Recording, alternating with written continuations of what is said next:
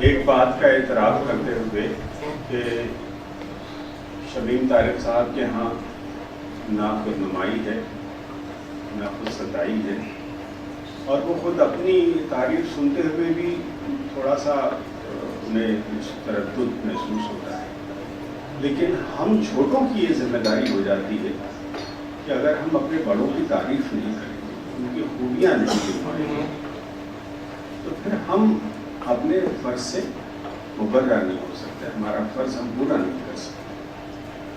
فیض al-Jaafari صاحب نے ایک شعر کہا تھا بہت پہلے کہ میں صبح کائنات کی صدائے بازگشت ہوں، میں صبح کائنات کی صدائے بازگشت ہوں، ہزار بار آؤں گا دعائے خیر کے لیے.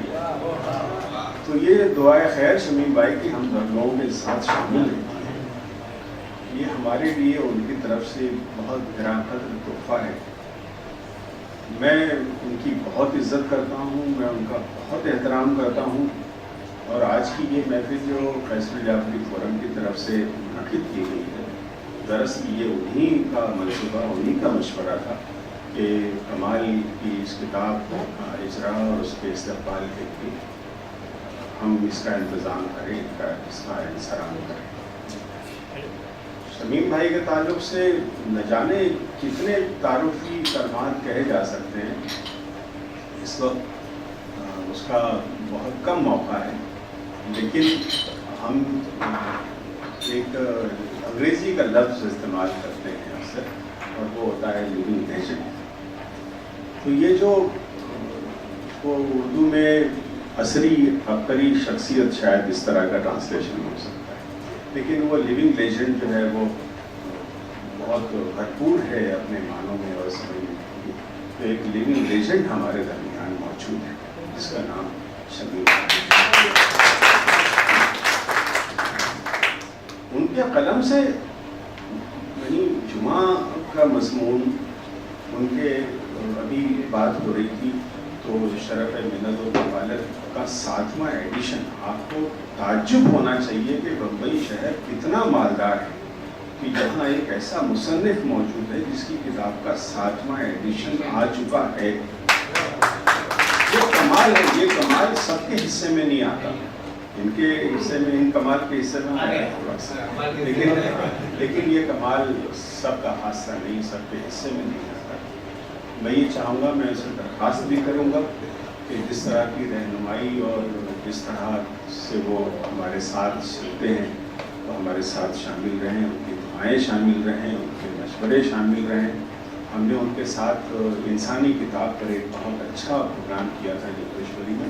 آپ میں سے اگر کوئی آیا ہو، آپ سب لوگ آپ یقین کریں کہ برملا، یعنی جس کو بالکل ایٹ رینڈم جس کو کویشچنس کہتے ہیں، ایسا تھرو ہو رہا تھا سوال، اور شمیم بھائی نے کسی بھی سوال کے جواب کے لیے شاید ایک 5 سیکنڈ کا وقفہ لیا، اس لیے کہ سانس تو بہرحال لینی پڑتی، سانس لیے بغیر تو اگلی سانس کا تصور نہیں کیا جا سکتا.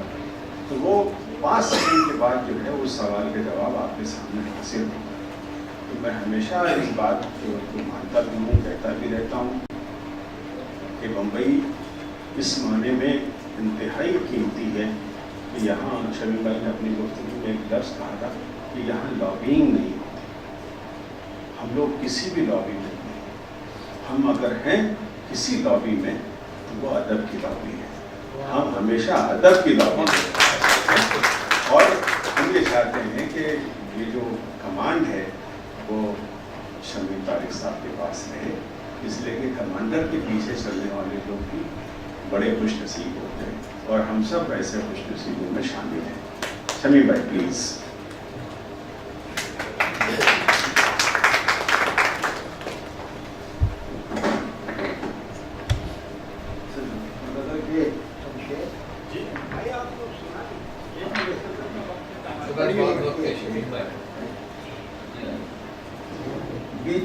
بیتے ہوئے دنوں کی نشانی سمجھ لیا،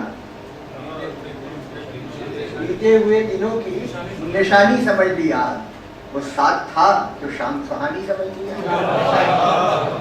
بیتے ہوئے دنوں کی نشانی سمجھ لیا، وہ ساتھ تھا تو شام سہانی سمجھ لیا.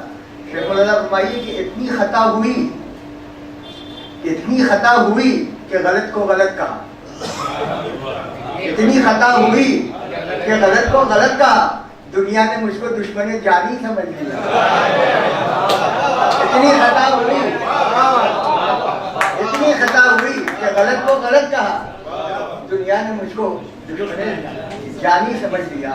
اور برتی جو طوطا چشم عزیزوں نے بے رخی، برتی جو طوطا چشم عزیزوں نے بے رخی، میں نے بھی ان کے خون کو پانی سمجھ لیا۔ برتی جو طوطا چشم عزیزوں نے بے رخی،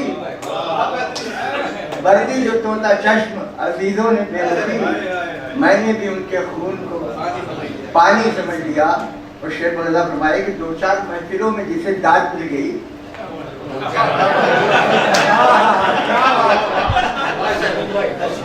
دو چار محفلوں میں جسے داد مل گئی، اس نے بھی خود کو میر کا ثانی سمجھ لیا۔ 2-4 محفلوں میں جسے داد مل گئی، اس نے بھی خود کو میر کا ثانی سمجھ لیا۔ اور جو لذت حیات سے سرشار کر گئی، جو لذت حیات سے سرشار کر گئی، اس کیفیت کو رات کی رانی سمجھ لیا۔